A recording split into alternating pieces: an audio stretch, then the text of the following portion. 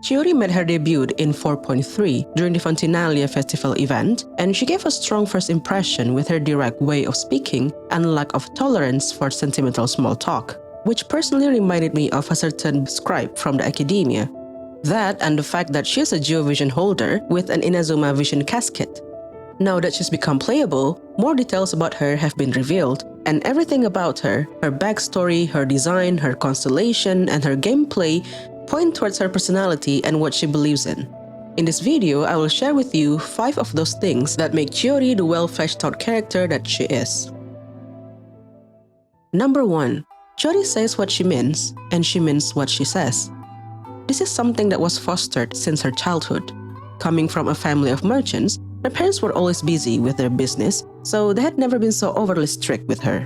When many young girls her age would study the art of tea or of flowers, Chiori would be climbing trees and catching fish with other children. Her parents did try to enroll her to those classes, but to no avail. They even tried to have her study the art of swords, thinking that might interest her, and soon she went to class carrying 2 swords because 2 is obviously better. But then her teacher told her to stop practicing using that technique because it was improper. Chiori was sent home and she never attended the class again. Instead of mending to the rules set by her teachers, Chiori would rather stop going to classes altogether. Obediently following the rules when they're against her own ideals is just not something that she would do. And this reflects in how she communicates and interacts with others. She says what's on her mind and expects others to be their true selves and act like so around her. While many have said that she's too direct and her words sometimes too hurtful, Chiori isn't going to change for them. Showy pleasantries and compliments are not her cup of tea. And I imagine those who know that is just how she really is would appreciate her directness and stick around with her. Which is why she's good friends with Navia, somebody who also says what's in her mind and states the truth as it is. Navia would rather express her displeasure of the Udex to his face rather than faking pleasantries to avoid an awkward situation.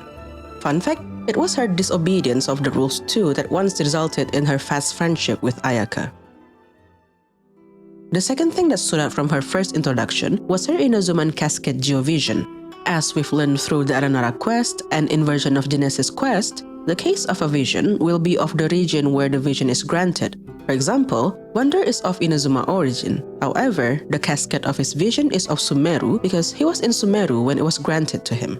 Which means Chiori got her vision when she was still in Inazuma and that she left Inazuma before the Vision Hand Decree took place. True enough, Chiori did get her vision just as she was about to leave for Fontaine. After being expelled yet again by another teacher, Chiori had come to understand that her designs were simply unusual and that her teacher didn't dare to be the first to adapt such designs. One who showed appreciation for her designs and had extended an invitation to work in their shop was Ogura Textiles and Kimonos. But Chiori declined. As much as she appreciated the intention, it was after all another person's shop, another person's name. And that's when it came to her. Fontaine. Fontaine's Chioria boutique. Chiori closed her eyes and imagined it all, her name appearing on the shop's signboard in Fontaine. Her mind made up, she told her parents about it. "I'm leaving tomorrow," she said. And it was then, when she returned to her room to pack her things, that the vision appeared before her. Now, this vision story is quite similar to Ningguang's. While Geo is portrayed as the unyielding element, and in a way, yes, Chiori might have been granted a vision for her relentless pursuit of her dream, but another way to look at it is that Rex Lapis lives up to his other alias, Morax. Ningguang got her vision by resonating with a dead vision. She was planning out an auction for said vision, excited from thinking about just how much money she could make out of it, when suddenly the vision in her hand activated, resonating with her. And Chiori got her vision after she envisioned her name, Fontaine's Chioria Boutique, on one of those store signs in Fontaine. It's almost like Rex Lapis looked down on these two mortals and said, "I respect the hustle, here's a vision for you." And I think that's pretty neat. And so Chiori left for Fontaine.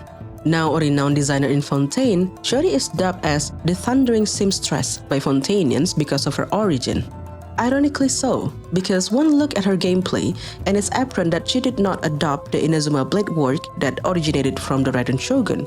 While other Inazuma sword characters wield only one sword and share this unique sheathing technique, the signature move of the blade work, Chiori wields two and doesn't share the technique. Even her name doesn't follow the fashion of the Inazuma characters, it's simply Chiori, with no mention of her last name. which goes back to what I've covered earlier. Chiori doesn't bend to the rules. If the rules don't align with her ideals, then she would make her own. Her sword teacher told her to stop practicing with 2 swords, and so she stopped coming to class. Her tailoring teachers wouldn't adopt her unusual design, and so she left her home country and made a home in another where her designs were better appreciated. And there in Fontaine, she is free to experiment and do things her own way. She tailors women's clothes like men's, she uses women's fabrics to make men's formal wear, she wields 2 swords because she believes she's just the type who needs to keep both of her hands busy. And something that I find interesting and very cool about her gameplay is how Chiori cuts through the veil during her burst animation using her dual swords like scissors. Plus, Chisoria, which means scissors, is the name of her constellation. Her dual swords, sharp enough to cut through thin fabrics with ease, as sharp as Chiori's words could be, cutting through the showy pleasantries and compliments that she finds unnecessary. Another thing that is of significance to Chiori's playstyle is Tamoto, a mini version of herself that can produce interesting facial expression when casted on the field. I mean, look at this face. She's so fun. True to her character being a Geo Vision holder, Chiori has an assistant that she could summon during battle that would deal Geo damage for a certain duration. However, unlike other Geo characters, Tamoto is not considered the Geo construct, so it doesn't get destroyed when casted too close to big enemies. And this once again nails down the idea that Chiori doesn't follow the rules. Geo construct got destroyed by big enemies? Cannot be hers. Tamoto herself was originally created by Chiori as a mini model that she could try new outfit ideas on. Since Tamoto is small, Chiori only needs to use small amounts of clothes. If she is satisfied with the result, then she would copy the design to a full-size model. Now, this is the part that's a bit curious to me. Chiori mentioned that she sewed Tamoto by hand, a non-living doll assistant basically. Then when she got her vision, it is mentioned that Tamoto turned around by herself, floated towards Chiori, and stretched out her hands, revealing the Geo vision in her palms. So does that mean non-living things that belong to non-vision holders would gain sentience when the owner is granted a vision? And lastly, the one question that came out of the Fontainalia event was, how did Chiori get her intel? How did she know about the transaction that was about to take place and eventually was intercepted by Chevreuse? Is she a spy? Okay, that's actually 3 questions, but all boil down to the same curiosity. As it turns out, it's simpler than that. Chevreuse described it best during Chiori's story quest. We've got tough problems of our own. Getting people to talk, for example. The uniform, the musket, they're intimidating. Most people clam up the minute they see us. Lips sealed so tight, getting them to talk almost feels like trying to break into the fortress of Meripede. But put them in a clothing boutique, and they suddenly start gushing faster than the waters at the Fountain of Lucine. At first, Chiori would rather stay away from those conversations. Whenever she needed the extra focus to work on her designs, she would not show up in her shop. However, after realizing how valuable such information could be, she began to take notice and gave a heads up whenever needed. And so that's how the Chiori boutique gained the nickname of Intelligence Boutique. In return, Chiori collects small tokens of repayment. You scratch my back, I scratch yours, is what she says about it. After all, it's only business if there's an exchange. While Chiori's addition to the game seems a bit out of nowhere, with her zero involvement in the Archon quest, I love how very well fleshed out she is as a character, how all the things I've mentioned before make her the character that she is. And there's something about her persistent pursuit of her goal that makes her interesting, and I like that about her. Coming from someone who's trying to pursue her own passion in storytelling and writing via these YouTube videos, I find Chiori relatable and inspiring. She's a great addition to the story, and I look forward to seeing more of her involvement in the future. Also, if you're still here, let me know what you think of Chiori, or if there's anything else you'd like to add. Did you decide to pull for her or skip for a future character?